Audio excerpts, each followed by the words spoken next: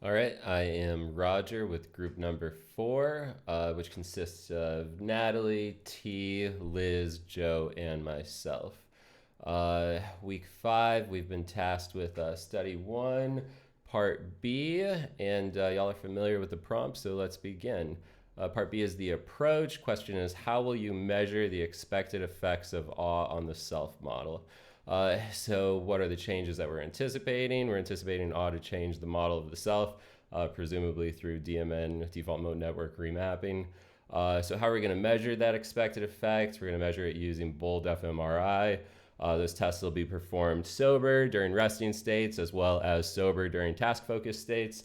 The signal readings will be measured at numerous seed locations throughout the brain in order to map task-positive and default mode networks via their activity correlation and anti-correlation.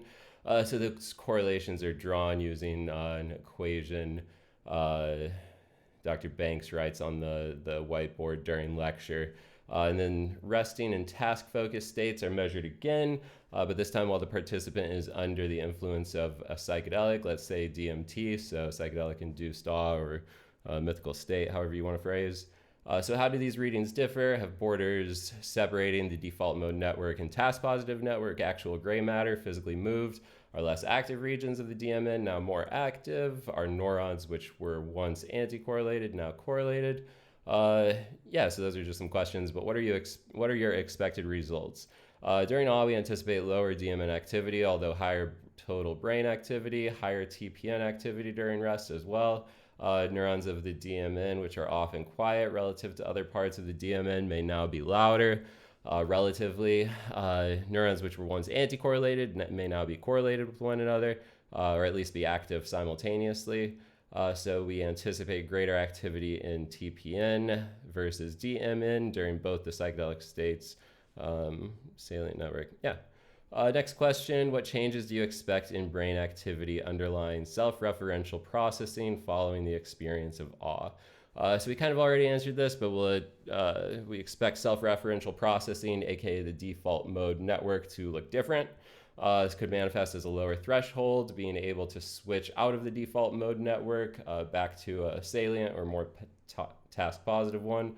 Self-referential could be expressed less energetically relative to external stimuli processing, or for a smaller percentage of waking life relative to that TPN.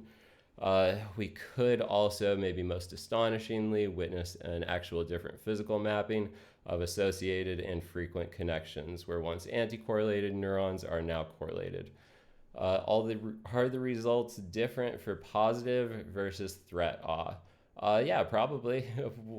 Threat awe could be more closely intertwined with the amygdala and limbic system as a whole. It's probably more difficult and less reliable to study due to that kind of induced state.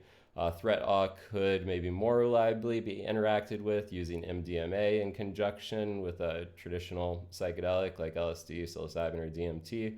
And yeah, threat awe is again particularly hairy because bad trips, for example, could be interpreted by many people differently. Sometimes the bad ones are the good ones, et cetera, et cetera.